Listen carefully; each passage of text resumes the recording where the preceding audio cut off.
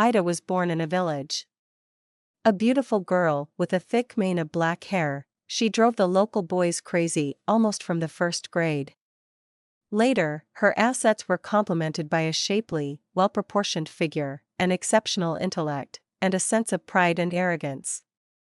She seemed to look down on those around her, though it was more an impression than reality. Ida was not malicious, boastful, or inclined to put herself above others. She was diligent, hard-working, simply cold, silent, and completely emotionless. She paid no attention to the crowds of boys following her, nor did she make friends with the girls. From an early age, she promised herself that she would make something of herself, get an education, and leave the village forever. And so it happened. She graduated school with a gold medal and completed her institute studies with honors, excelling as an activist and an athlete. She achieved results everywhere she went. After graduation, she got a job as a chemist in the laboratory at a dairy plant. Within a year, she was promoted to a good position as an expert in raw milk intake, where she determined the quality of milk from various farms. Sometimes, the milk had to be rejected for not meeting the standard. Of course, some suppliers occasionally tried to bribe her with various offerings. But Ida was unwavering and worked very honestly, earning a good reputation with her superiors. It was at the dairy plant that she met her future husband. Nikolai worked as a driver, transporting milk cans. They bumped into each other by chance one day, and Nikolai was smitten. He was impressed by the stately young expert. Ida was serious, cold, and very beautiful. However, the simple guy didn't give up trying to melt the ice in her beautiful eyes and persistently courted her. Ida liked the young man too, though she didn't show it at first. He was handsome, cheerful, a true jokester with an easygoing nature. Nikolai deftly parried her cold glances and phrases, turning everything into a joke, sometimes making her laugh to tears while never ceasing to admire her, using all the eloquence and charm he could muster. Ida found herself getting involved in their conversations without noticing that she was starting to thaw and chat happily with Nikolai. Eventually, she realized she was looking forward to seeing him and missed him when he wasn't around. They started dating and eventually got married.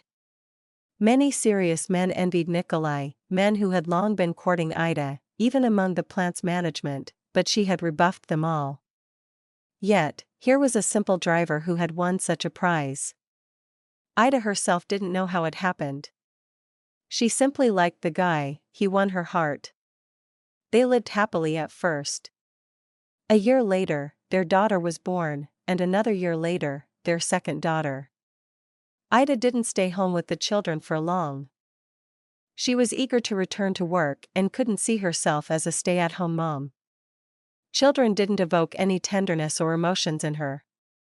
Nikolai's mother, Mrs. Sophia, was a great help, taking full responsibility for the little ones from the start. Nikolai continued to work as a driver. And Ida continued to confidently climb the career ladder. The company sent her for additional training, which she completed without taking time off work, and this led to a new, promising position. Home and family mattered little to her. She was indeed very cold and completely unemotional. Friends told Nikolai that he would have a hard time with this ice queen. However, he loved Ida and believed she would eventually thaw. But the opposite happened. The love that seemed to exist between them gradually faded, like a fire in a fireplace where no new logs had been added for a long time. Neither her husband nor her children interested Ida. Only her work and career mattered. She lacked any feminine softness, possessing only cold beauty. She allowed herself to be loved, but seemed unable to give anything in return. Over time, Nikolai realized that Ida probably never knew how to love. Having left her parents' home early, she never returned. Why? Ida disliked discussing this topic, and Nikolai decided not to ask her about her parents anymore. He suspected that there was no warmth in that family either, which was why Ida was accustomed to such an environment and had no desire to return home.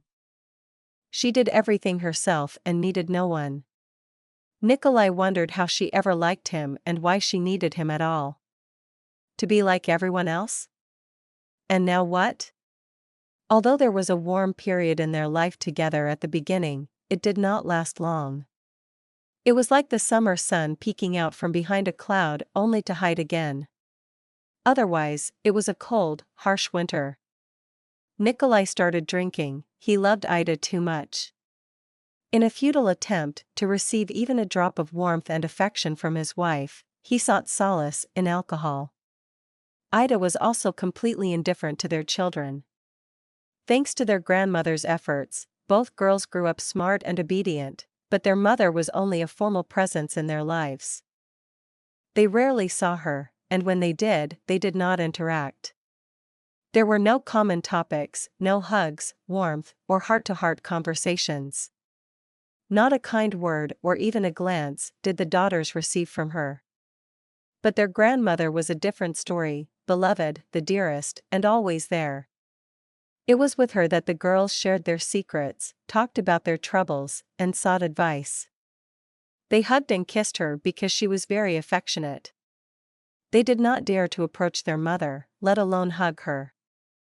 Nikolai tried to reach out to his wife.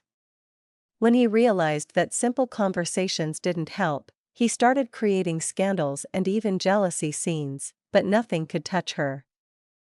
She openly laughed at him or remained indifferent to his emotional outbursts. Nikolai knew well that she had no one else and needed no one, although he did not understand why. She simply did not know how to love. It seemed that this aspect of life was simply inaccessible to her. But to outsiders, Ida was the perfect wife and mother, though very busy. She didn't like airing dirty laundry in public, valued her good reputation, and cared about others' opinions, so no one knew that the children and husband of this cold beauty suffered from a lack of love. The children, however, had long since stopped suffering. They were used to having their grandmother instead of their mother. But it was very hard for Nikolai. Years went by. The girls, Ina and Marta, grew up and both went to college. They lived in a dormitory. They missed their grandmother dearly, but unfortunately, she passed away. That was when the girls realized that besides Mrs. Sophia, they had no one else in the world. Their father drank, and their mother was still always at work. Ina and Marta followed in Ida's footsteps in that, once they left the nest, they never returned home. At first, they lived together, renting an apartment. Then they got married and moved to different places. During all this time, they didn't see their parents. Their parents didn't show much interest in them either. Once a year, their father would call to wish them happy holidays. From his slurred speech, the girls understood that everything at home was still the same. "How's Mom?" Ina would ask more out of politeness than real interest. "Mom is very busy," their father would reply in a stumbling voice. "As always, she's working." "I'm working too, by the way." "And how's Marta?" "She's fine, Dad."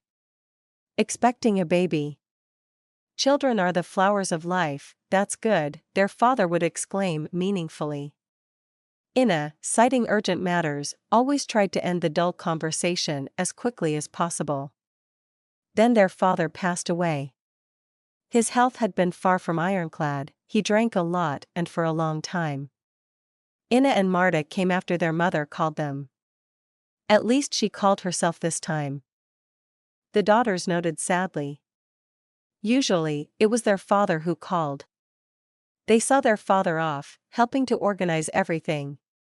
However, both felt completely estranged from each other, even more than before. They had become so used to keeping their distance that there was no desire or impulse to hug their mother or offer any comfort. And why comfort her? Was she upset? It wasn't noticeable, as usual. She and their father had long been strangers to each other. Their mother looked down on his drinking with disdain. She continued to look at his suffering with scorn when he woke up with a throbbing head after a night of drinking, only to go to work. To his credit, their father worked until his last day. Though no longer as a driver. He had to quit that job because of his drinking. He drank alone at home in the evenings. No one saw this. Only his disheveled appearance indicated that something was wrong. Meanwhile, Ida continued to flourish, though she had aged a bit. The same cold look, the same proud posture. And she was still respected at work. Old age crept up unnoticed. It became hard for her to go to work. Ida retired and settled at home. That's when the illnesses started piling up. She began spending all her time sitting in queues at the clinic. In the end, she got tired of it because it turned out that the illness was chronic and couldn't be cured anyway. Ida got fed up with doctors and stopped going to them. "Have you called your mother?" Ina asked her sister over the phone. "Well, about 3 months ago, I think," Martha replied after a moment of thought. "I should, of course, find out how she's doing, but I just can't seem to get around to it. Always busy or forgetful." "Me too. It's been 3 years." They hardly ever spoke, maybe just a call a year, until it turned out she was really ill. One day, when Ina finally did call her mother, a neighbor was at her house, helping Ida with chores. She answered the phone at Ida's request, as Ida was struggling to walk and couldn't reach it in time. She explained everything, adding that her mother was crying, feeling poorly and lonely, and someone needed to look after her because her health had deteriorated significantly. But she didn't want to reach out to her daughters herself. The neighbor didn't even know they existed because she had recently moved in. She thought the elderly woman was completely alone. But if she has daughters, she said, then they should come and visit their mother, as it's only right. "So, what do we do?" Ina asked Martha when they met to discuss it. "Who will take care of Mom?" "I have kids, a job," Martha replied. "Me too." "And kids," added Ina. "She's like a stranger to me. Why should I put up with her here?" "Because we'll have to take her in." "I don't have the space." "Me neither," Ina persisted. "And she's as much a stranger to me as she is to you. We grew up together, under the same circumstances. If you remember. I would gladly take care of Grandma, though." They argued for a long time. Finally, they decided that their mother would spend exactly 6 months with one daughter, and then the same amount of time with the other. Not a day more. And Ida, who accepted her daughter's help, remained as cold as ever and moved out of her apartment into their care.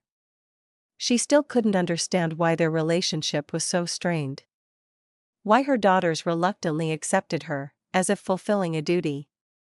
Why her grandchildren addressed her formally and were afraid to approach her. Why everyone avoided her and fell silent when she entered the room, only to thaw out and resume conversation when she left. And why, ultimately, she was such a burden to everyone. After all, she wasn't bedridden, she could walk and take care of herself, she just needed assistance. And involvement. Yes, in her old age, she realized she needed companionship, close people, all those simple joys she used to disregard. But the past couldn't be brought back. Brought back.